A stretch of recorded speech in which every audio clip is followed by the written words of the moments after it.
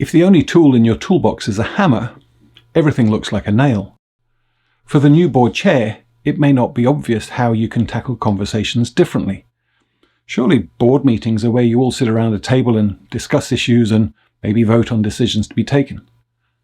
Or is there a different way that you can do it?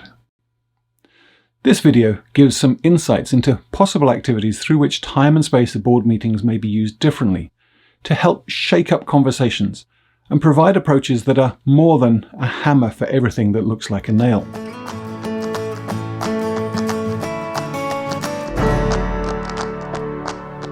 First of all, a great session that works well early in the year but could be used at any time, especially if the board discussions have a tendency to go off track, is to have a session where you agree on a set of ground rules or guidelines for the meetings. This could be done during a board retreat where normal routines of meetings and reports don't apply, and could be run by yourself as chair or facilitated by the head of school or maybe an outside consultant. It's basically a guided discussion with some big flip chart papers, or if you want to use electronic equivalents, to draw from the experience of all the trustees to identify those aspects of the meetings that they find to be most productive and those that are actually quite disruptive. Certainly there are lots of ways that you could go about facilitating this type of discussion. But before that, first consider the physical space that you'll be using. If the trustees are used to sitting around the board table in their discussions, then they may not feel comfortable if you're now wanting people to move around and use sticky notes on flip charts or around the walls. I've seen this many times before, where there seems to be a reluctance to do anything different, which is reinforced somehow by the physical location, ownership of their chair type approach. And it results in activities falling flat.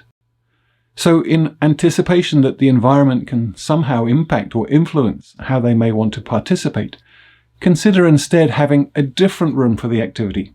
And so any norms or perceptions of seat ownership they've been taken right out of the equation. Now, if this is part of a board retreat, then maybe you've already chosen a different location, different to the normal boardroom. But if not, consider having the activity set up in an adjacent room or a space.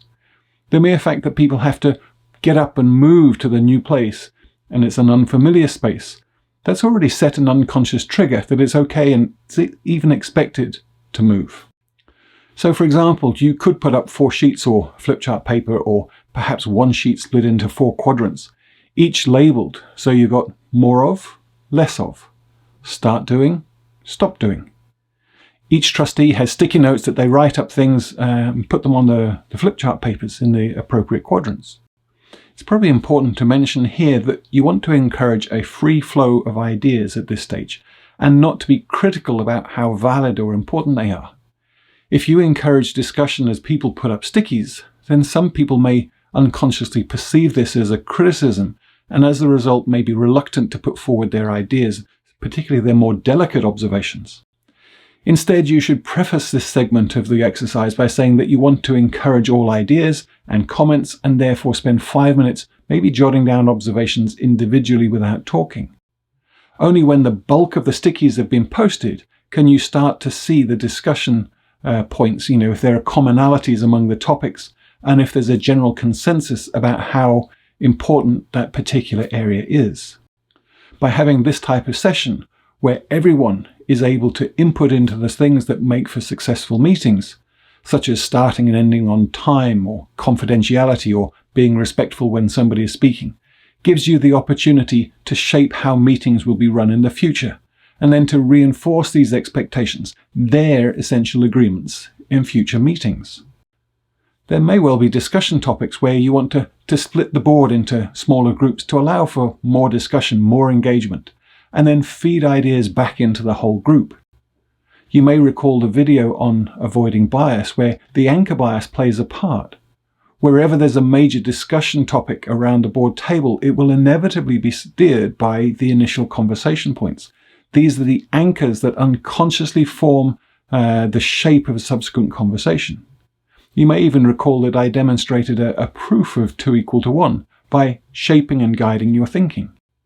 So if you want to encourage more diversity of thinking, having everyone follow the same conversation might actually limit the conversation, might limit the discussion to those initial anchors. And an alternative would be to start lots of smaller conversations instead. Each of these mini discussions will have their own starting anchor points, but there's a greater chance that they won't all be the same. And so you're more likely to end up with different discussion points as a result when they get drawn back together. Maybe you want to ask trustees to talk in pairs to really challenge their thinking before coming back as a whole group. Again, think about how much more engaged the trustees might feel in these important discussion points. Let's say, for example, you have 12 people around the board table. That's one person talking and 11 people listening. Now, if you start the discussion with 6 pairs, now suddenly you have 6 people talking and sharing their insights. And the additional benefit is that after engaging in discussion, each pair has to summarize their thoughts to present to the whole group. Again, this is a different thinking process that's helpful in separating the key concepts from the rest of the conversational noise that's been taking place. Similarly, there may be discussions that could be facilitated by putting up information on the walls and allowing trustees to circulate, again using post-it notes to annotate and discuss. Again, if the expectation is that the board discussions take place around the board table, then any different activities might be treated with some initial resistance. But if you regularly use time and space differently for discussions and break the perception that all discussions have to be structured that way, you're much more likely to get engagement and buy-in. In one of the previous videos, as chair, you need to build trust among your team. And you may be wondering how you can nurture this. Whereas one way is to portray a strong personality. An alternative way is to actually model some vulnerability. A common misperception is that the chair needs to be an immovable rock, but opening up to your own strengths and your shortcomings can actually have a remarkable effect on building trust and helping others contribute more as a team. There are lots of ways that you could do this as a group exercise, such as using post-it notes to write down strengths as a trustee and potential limitations. So, for example, you may think that your strength is that you have a good understanding of the local business and political landscape, but your limitation is that you can easily get distracted in discussions that tend to get you off point. Even ask everyone to identify at least one strength in the other trustees. But coming back to the process of simply recognizing your own limitations within the group could lead to discussion that helps to identify when you're going off a topic. So you could ask for a quick feedback at the end of a meeting. Because you've already broached your perceived limitations, the other trustees have more confidence perhaps to raise these in a non-threatening manner in a meeting and thereby keep discussions more focused. Again, you may wish to discuss possible strategies with the head of school for trying something a little bit unusual. Typically, when a board trainer is invited to help the board with a strategic planning retreat, for example, the trainer will engage the board with various team-building activities.